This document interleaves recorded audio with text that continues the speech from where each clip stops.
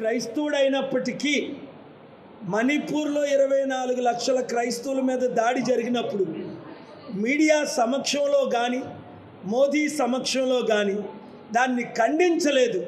దాని విషయమే క్రైస్తవులందరూ చంద్రబాబుని కానీ జగన్ని కానీ పవన్ని బీజేపీని ఎలాగా నమ్మరు. వీళ్ళు బీజేపీ తొత్తులని వాళ్ళని నమ్మడం లేదు, ప్రజాశాంతి పార్టీని మాత్రమే నమ్ముతున్నారు. బీజేపీకి కానీ బీజేపీ తొత్తులైన టీడీపీ వైసీపీ జనసేనకు కానీ ఎవరు ఓటేయడానికి సిద్ధంగా లేరు. ఎవరైనా ఓట్లేస్తే వారిని దేవుడు శపిస్తాడు. మేలైనది చేయనెరిగియో అలాగు చేయని వానికి పాపం, శ్రమ, శాపం అని బైబిల్లో ఉంది.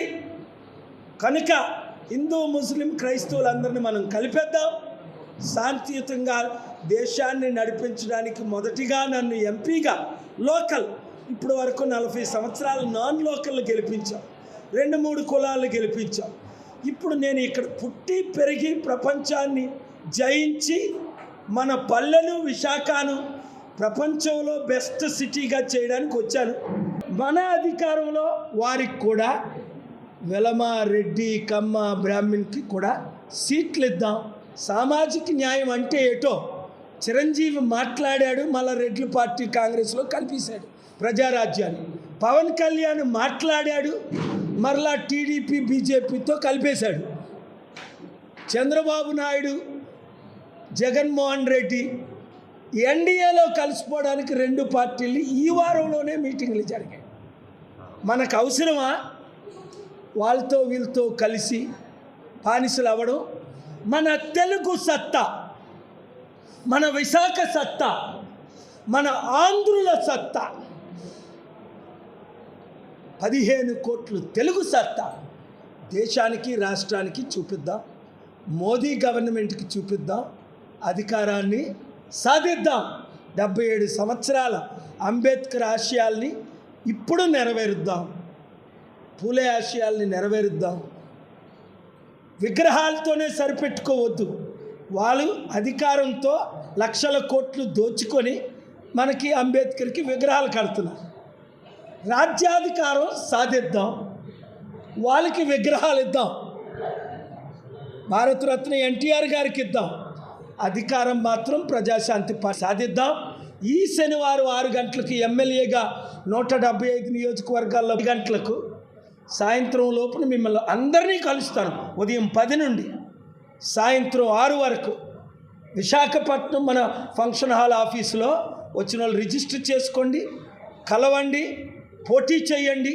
జనసేనలో టికెట్ రానివారు ఉన్న ముఖ్యమంత్రులు ఇంక్లూడింగ్ జగన్మోహన్ రెడ్డి గారు అన్నీ రాజకీయంగా వాడుకుంటున్నారు.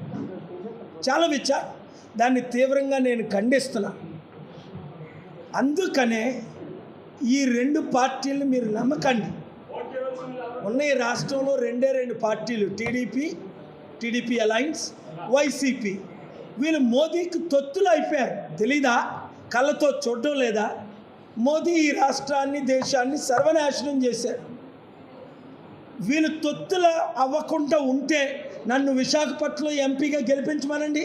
చంద్రబాబు నాయుడు, జగన్మోహన్ రెడ్డి క్యాండిడేట్లు పెట్టుకుంటా అదే రుజువు. తొత్తులు అయ్యారని రుజువులేంటి? స్పెషల్ స్టేటస్ తెచ్చారా? స్పెషల్ ప్యాకేజ్ కట్టారా? స్పెషల్ ప్యాకేజ్ తెచ్చారా? క్యాపిటల్ సిటీని కట్టారా? పోలవరం కంప్లీట్ చేశారా? నిరుద్యోగులకు ఉద్యోగాలు ఇచ్చారా? కంపెనీలు తీసుకొచ్చారా? మహిళలను ఆదుకున్నారా? ఏదైనా ఇచ్చిన వాగ్దానం స్మార్ట్ సిటీలు కట్టారా? ఒకటి చేశారు అని మోదీ తొత్తులు అడగండి. ఈ వైసీపీ టీడీపీని జనసేన ఎలాగా బీజేపీలో విలీనం చేయడానికి సిద్ధమైపోయాడు. అప్పుడు కాంగ్రెస్లో అధికారంలో ఉన్నప్పుడు ప్రజారాజ్యాన్ని చిరంజీవి జనసేన 2011లో విలీనం చేశారు. 2024 తర్వాత ఎలక్షన్లో బీజేపీలో, టీడీపీలో రెండిట్లో ఒక పార్టీలో జనసేనను విలీనం చేస్తారు. కనుక జన సైనికులారా,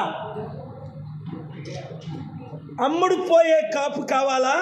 చిరంజీవి, పవన్ కళ్యాణ్ వీళ్ళందరికీ భిక్షం అడిగితే డబ్బులు ఇచ్చిన కాపు కేఏ పాల్ కావాలా? బీసీలారా తేల్చుకోండి, ఇదే చివరి election. Thank you very much.